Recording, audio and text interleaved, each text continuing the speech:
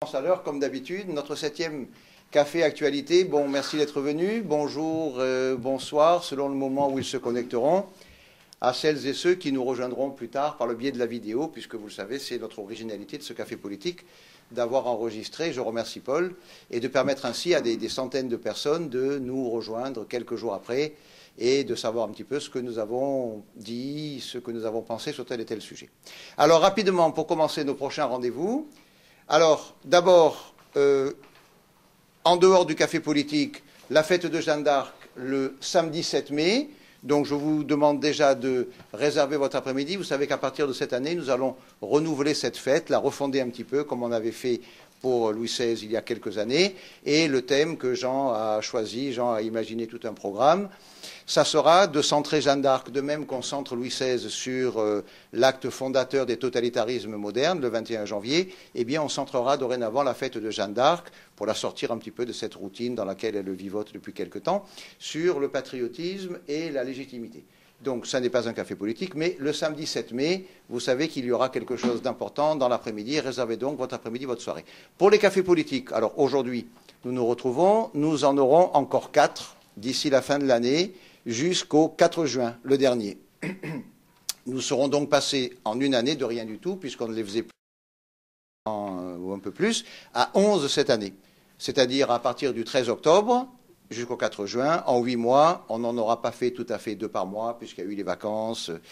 Je vais vous en parler un petit peu, ça a un petit peu gêné. Alors, dans 15 jours, le 26 mars, samedi, dorénavant, on va rester au samedi, parce qu'effectivement, c'est probablement mieux que le mercredi. Ce sera avec Alain Bourri, un sujet d'actualité.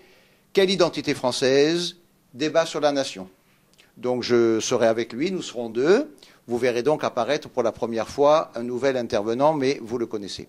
Ensuite, nous aurons les 2 prochains cafés politiques qui seront faits par Antoine de Crémier. Vous le connaissez, on ne le présente plus. Son sujet sera la fin de la mondialisation. Il prendra appui, entre autres, sur les livres de Jean-Pierre Dupuis. Alors, vous voyez bien qu'entre le thème d'Alain et le thème d'Antoine, ce sont bien des thèmes, justement. Donc, il y aura un café pour Alain, 2 cafés pour Antoine, mais très probablement, l'année prochaine, on commence déjà à imaginer un petit peu les cafés de l'année prochaine. Très probablement, ces thèmes devront être à nouveau abordés. Et le dernier café de l'année, ça sera le 4 juin, toujours un samedi, avec Annie Laurent. À vous dire la vérité, on devait le faire même le 19 février. Elle était d'accord, mais il se trouve que c'était le premier samedi des vacances, donc on l'a reporté, puis Annie Laurent étant très prise. Enfin bref, finalement, ça ne sera pas trop ennuyeux, dans la mesure où on aura pu voir les choses évoluer. Elle-même se déplace beaucoup, donc de toute façon, le 4 juin, elle pourra vraiment prendre d'autres exemples concrets. Là, elle va se rendre à nouveau au Liban, à nouveau en Égypte. Donc, c'est un report, mais finalement, ça ne sera pas plus mal. Et les dates d'Antoine? Les dates d'Antoine, je ne vous ai pas données? Oui, le 9 avril et 21 mai. Alors là aussi, on ne pourra pas le faire tous les 15 jours parce qu'il y a les vacances de Pâques au milieu. Il est vrai que cette année, on a été un petit peu perturbé par les vacances de Mardi Gras et les vacances de Pâques, puisque je vous dis, le café d'Annie Laurent aurait dû se tenir avec son accord le 19 février. Voilà, donc 26 mars pour Alain, quelle identité française, débat sur la nation. 9 avril, 21 mai, Antoine, la fin de la mondialisation. 4 juin, Annie Laurent. Et donc, un total de 11 cafés dans l'année. L'année prochaine, on verra. Annie Laurent, oui. Alors, le découpage de ce café-ci, je vous en parle tout de suite, en 3 parties. Nous allons commencer, pas la peine d'attendre le 4 juin, on va quand même, comme on l'a dit dans la faute à Rousseau, pour prendre date, évoquer rapidement, et puis vous pourrez vous-même participer un petit peu, de ces révolutions arabes. Ces révolutions arabes, première réflexion pour prendre date. Ensuite, on dira quand même quelques mots du prince, qui continue son action, qui l'amplifie même, et ensuite, un sujet que nous tirons des éphémérides pour cette année. L'an prochain, évidemment, on changera la formule. Le 21 mars 1908, donc nous sommes en mars, est paru le premier numéro de l'Action française. On va se demander pourquoi, dans quelle mesure, une action française est toujours indispensable aujourd'hui. Alors, dans un premier temps, encore une fois, je vous l'ai dit, Annie Laurent devait venir le traiter. Comme elle ne viendra que le 4 juin, on ne peut pas quand même passer si longtemps sans en parler. C'est cet ébranlement du monde arabo-musulman. Alors, manifestement, vous allez dire ce que vous en pensez. Il y a trois possibilités d'évolution dans la situation actuelle. Le statu quo, qui semble être probablement celle qui a le plus de chances de se passer, c'est-à-dire le maintien de la réalité du pouvoir entre les mêmes mains qu'aujourd'hui, c'est-à-dire concrètement l'armée. L'armée en Égypte, l'armée en Tunisie, alors en Libye, bon, ça c'est en train de se passer. Seule la personne, Moubarak, Ben Ali, qui sont déjà partis, seule la personne en place changerait, mais au fond, les choses ne changeraient pas, le système serait toujours dirigé par la même force, l'armée. Une autre possibilité, réelle, celle-là, c'est la troisième qui nous semble absolument impossible. Ça serait en effet, c'est un danger, la prise du pouvoir par les musulmans extrémistes. Vous savez qu'il y a à Gaza, il y a le Hamas extrémiste. Au Liban, il y a une forte poussée du Hezbollah qui est extrémiste lui aussi, bien sûr l'Iran évidemment, le grand pays dans lequel il y a un islam pur et dur. Alors en Égypte, concrètement, ça serait les frères musulmans. Alors il y a aussi l'Algérie, où il y a eu des manifestations.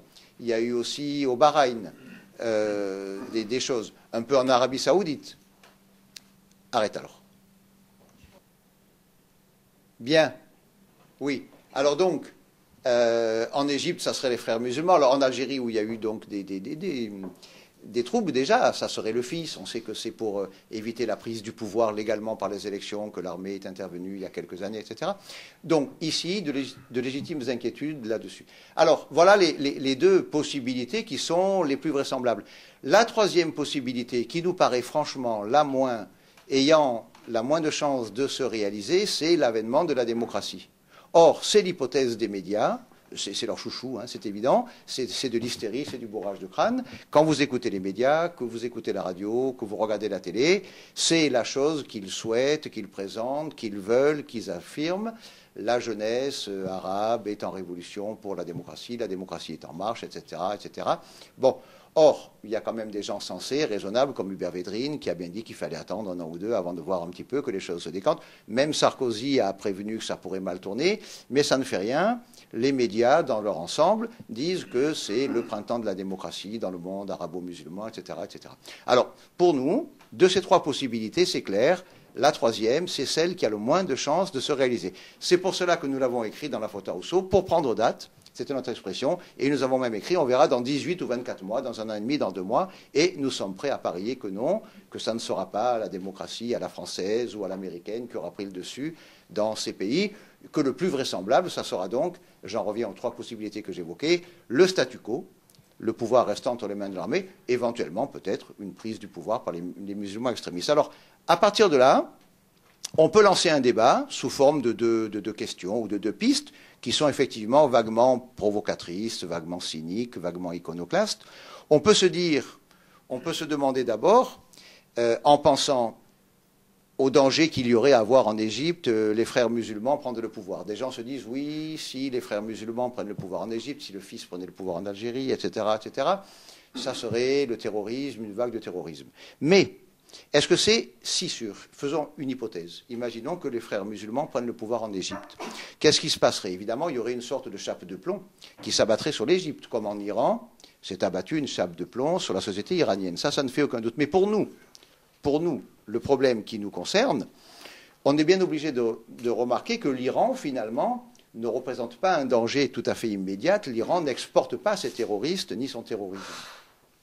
N'est-ce pas?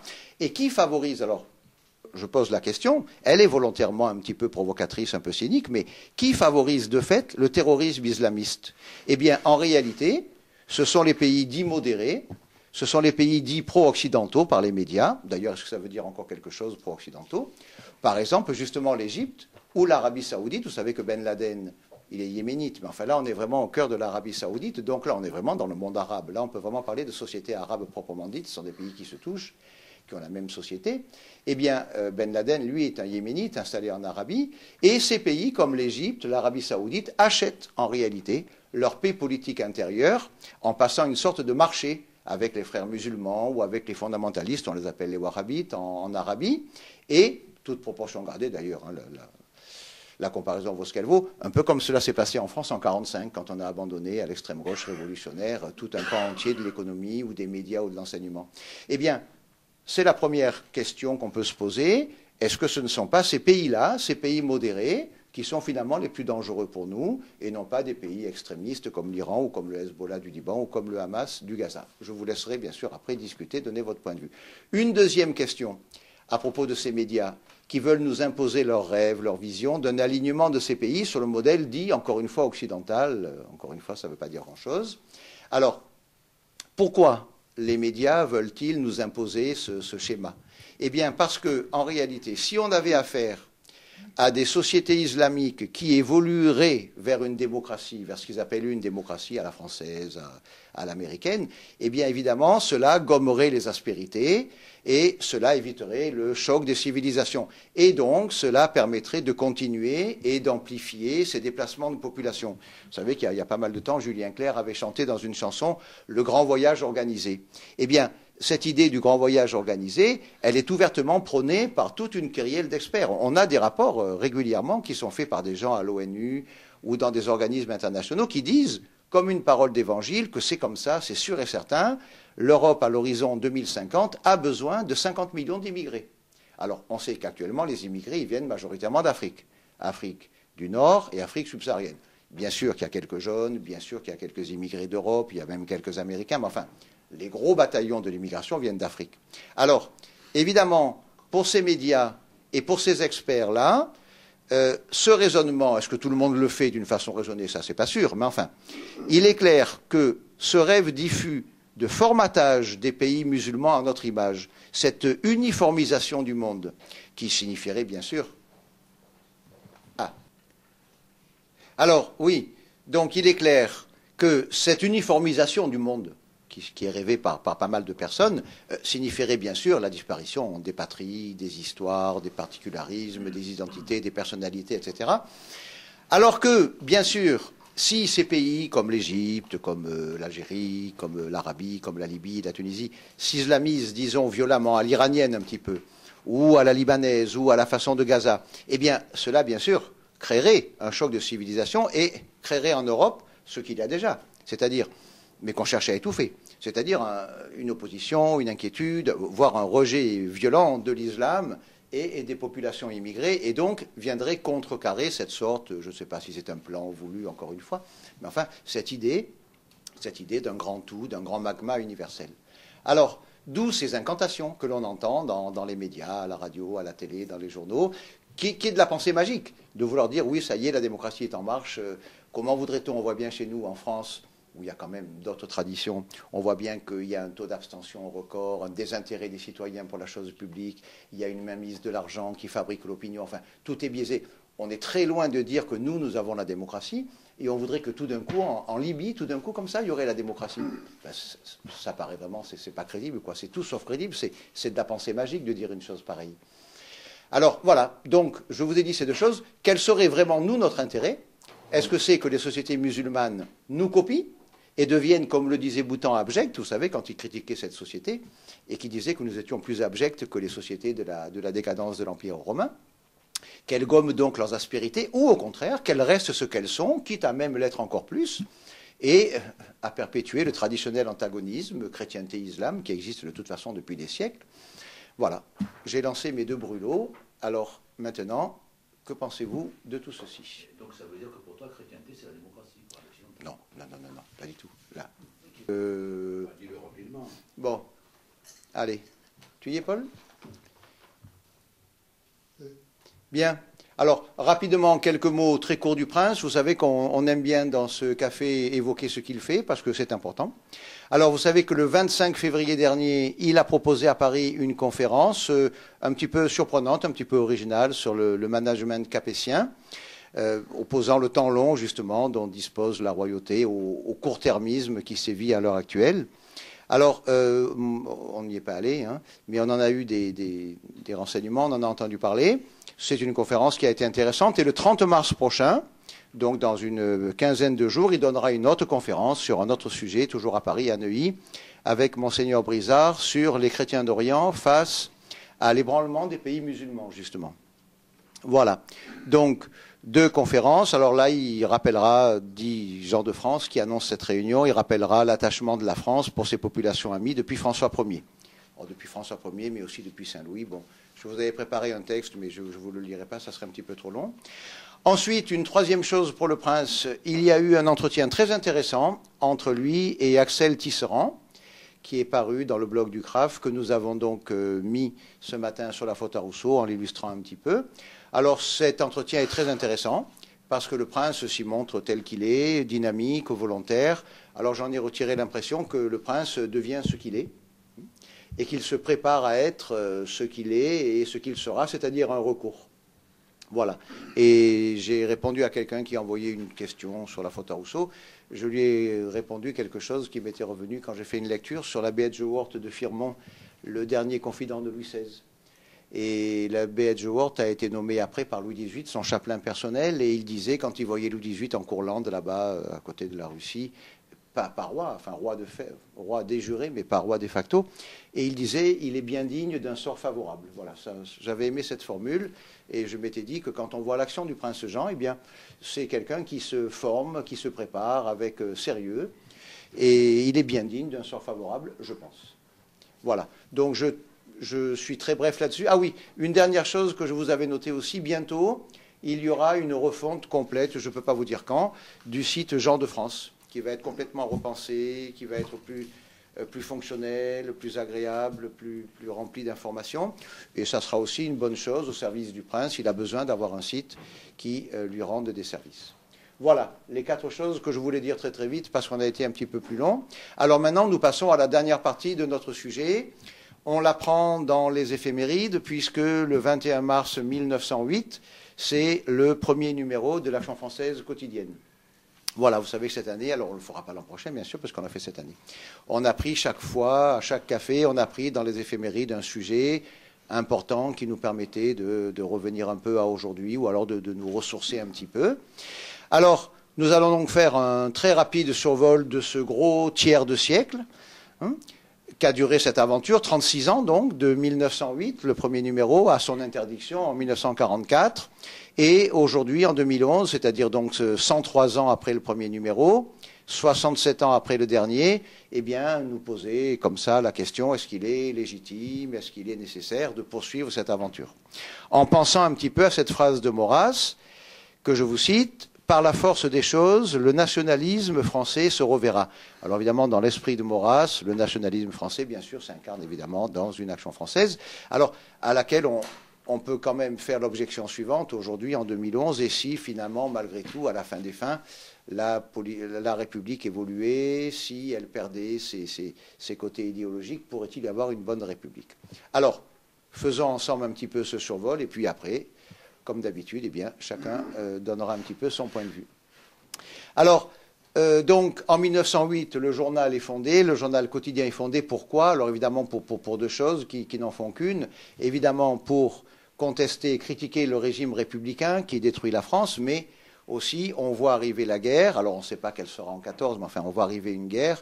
Donc, pour tâcher de l'éviter, ça ne sera pas possible, ou au moins pour la préparer plus sérieusement que ne le fait le pays légal de l'époque. Mon père m'a beaucoup raconté des fois la loi des 3 ans. Bon, on ne va pas rentrer dans les détails, mais effectivement, l'Action française s'est battue pour qu'il y ait un nombre suffisant de soldats. Enfin, bref. Donc, en fait, en pleine période, évidemment, de confrontation à l'extérieur franco-allemande.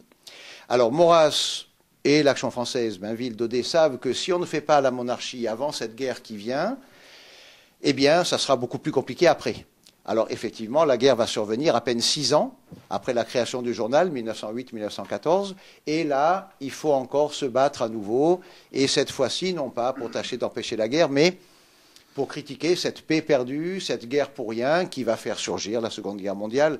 À cette occasion, je vous rappelle évidemment le chapitre 7 et dernier du livre de Bainville, tout à fait excellent, l'histoire de 2 peuples. Quand on pense à Bainville, on pense immédiatement à l'histoire de France, à Napoléon. On pense parfois moins souvent à l'histoire de 2 peuples. Ça serait dommage. C'est un chapitre tout à fait fondamental qui s'appelle Le réveil de la Valkyrie. Et Maurras dira lui-même en 1939, pourquoi faut-il de tels retours? Alors, dans l'insouciance tragique, donc à l'époque de beaucoup, l'AF, malgré un style, malgré ce qui semble être aujourd'hui les excès, qui étaient les excès de toute une époque en réalité, a bien voulu être pour l'opinion française, pour l'intelligence française, cette pensée qui sauve dont parlera Boutan, qui aura donc été proposé, malheureusement en vain, au public et au gouvernement. Alors, je vous parle volontairement d'insouciance tragique, parce que lundi dernier, donc c'est pas vieux du tout, le 7 mars, Philippe Meyer vient de consacrer sur France Culture sa chronique, excellente, alors il y a quand même des journalistes qui font ce qu'ils peuvent. Et alors, c'est assez court, il raconte à un moment que Bainville donne un souvenir, et il avait un de ses amis qui avait vécu très âgé, en pleine santé, et qui disait « Mais oui, mais vous savez pourquoi je suis en pleine forme? Parce que je me fous de tout. » Alors Meyer disait « Bainville ne s'en foutait pas », et c'est très beau, et il dit « Bainville, il se faisait même du souci que les autres ne s'en fassent pas. » Alors ça peut tout à fait caractériser Bainville, Maurras, Daudet, l'Action française, effectivement ce mouvement qui s'inquiétait, qui se faisait du souci de voir que les autres ne s'en faisaient pas. Alors, donc, pendant 36 ans, Maurras, Daudet, Bainville vont prévenir les Français, ils vont démontrer, ils vont démonter les faiblesses du système politique, tâcher d'en conjurer les conséquences, et il y a bien quelque chose effectivement de tragique dans ce journal, dans ce mouvement, dans ces dirigeants qui ont vraiment voulu prendre le pouvoir et faire la monarchie. Vous savez qu'on a parfois fait le reproche à Maurras de ne pas en fait avoir voulu vraiment prendre le pouvoir. Certains le lui ont reproché, et Boutan, Pierre Boutan, qui a bien connu Maurras, s'il y en a un qui l'a bien connu, c'est lui, a bien montré le côté tout à fait infondé de ce reproche. Alors, 1908, donc ces 6 années de répit avant la guerre, c'est bien, comme l'a dit Jacques Pogam, l'âge d'or du maurassisme, le printemps de l'Action française, juste après que Maurras ait publié L'avenir de l'intelligence, je vais en parler. C'est une formule, on en parle souvent entre nous, qui est bonne, mais qu'il faut effectivement nuancer, il faut faire quand même un petit peu attention. Bien sûr, ça ne veut pas dire qu'il n'y aurait rien après, bien sûr, et que Maurras n'aurait plus dit après la guerre de 14, des choses majeures. Alors à ce propos, je vous rappelle quelque chose d'assez touchant, d'assez émouvant, dans cette vidéo de Pierre Boutan que nous avons mise sur le blog, et je suis satisfait du fait qu'elle vient de passer la barre des 11 500 téléchargements. C'est quand même pas mal, ça veut dire qu'elle commence à avoir été écoutée. Alors, entre autres choses, elle est très longue, ça dure presque 2 heures, Boutan raconte, donc là nous sommes en 1908-1914, eh bien Boutan raconte comment en 51 ou 52, tout à la fin, Maurras est encore en prison et il se débrouille malgré tout de trouver du papier, de l'encre et tout, et de faire passer au journal un article dans lequel il explique que la France doit avoir une force nucléaire autonome, etc. Et Boutan dit avec une sorte de sourire, mais on sent qu'il y a beaucoup d'admiration et d'amour envers Maurras chez lui, c'était le plus jeune d'entre nous. Or là, Boutan parle d'une époque où Maurras va mourir. Il est mort en 52, donc à 84 ans. Là, nous sommes en 50, 51, il a 82 ans. Donc, quand Pogam dit l'âge d'or de l'Action française, c'est une formule qui est bonne. Il faut quand même la nuancer. Maurras est resté très jeune. Boutan nous en donne une preuve évidente jusqu'à la fin. Alors, par exemple, Boutan parle aussi de cette victoire de Maurras idéologique totale, notamment sur un fait majeur qui est que la nation reste bien la réalité centrale aujourd'hui sur Terre. Alors, bien sûr, à l'époque, il y avait eu Victor Hugo, il y avait eu Marc Sangnier pour Maurras, qui disait à leur époque, imaginez-vous qu'en 1960, oh, ils parlaient en 1910, 1920, ça leur paraissait très loin, pensez-vous encore qu'il y aura des ambassadeurs? Eh bien oui, il y en a encore, évidemment. Et même, alors effectivement, tout à l'heure, on me le faisait remarquer, sans remonter à Hugo et à Sangnier, même aujourd'hui, même encore dans l'Église catholique, par exemple, il y a toujours une idée de mondialisation et tout, et que les nations vont disparaître. Bien. Alors là, Maurras, lui, il avait vu clair. Alors, la question qui se pose donc aujourd'hui, eh bien, c'est la suivante. Qui est-ce qui tient un tel rôle aujourd'hui, du moins en tant que mouvement organisé comme l'a pu être l'Action française? Même s'il y a, bien sûr, il ne faut pas non plus tomber dans le catastrophisme, beaucoup de personnalités brillantes, n'est-ce pas, qui constituent manifestement un courant de pensée et qui prend de plus en plus d'ampleur. On a vu tout récemment un Edgar Morin faire des déclarations tout à fait intéressantes sur Radio Médicis, également sur France Inter, bien sûr Finkielkraut évidemment. Je vous citais à l'instant Philippe Meyer qui parlait de Bainville, on va y revenir un tout petit peu.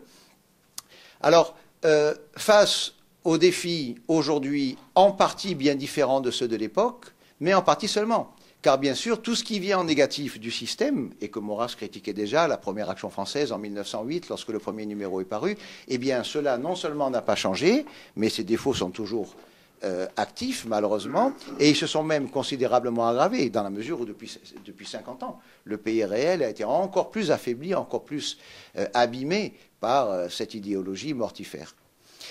Donc, il est facile, il est bon, il est utile d'étudier avec un regard critique l'histoire de l'AF, hein, de faire ce que disait Jospin d'ailleurs de son héritage envers Mitterrand. Jospin disait « je prends Mitterrand sous réserve d'inventaire ». Mais lorsqu'on voit le niveau dans lequel se complaît une partie des médias, alors le niveau ou l'absence de niveau justement, une partie de la classe politique, une partie de ce qui est des élites. On peut citer Finkielkraut qui disait et qui dit vous savez bien que nous sommes la première génération dont les élites sont sans culture. Quand on voit également le mépris total de toute considération supérieure, de toute recherche, de tout ce qui peut être supérieur. Et là, on vient de citer Finkielkraut, on peut citer Jean-François Mattei, dont on a longuement parlé dans La faute à Rousseau. On a étudié un petit peu son ouvrage majeur, essai sur le regard vide, l'essai sur l'épuisement de la pensée européenne. Eh bien, Mattei explique que finalement, c'est le rien qui nous menace. Nous sommes menacés par le rien.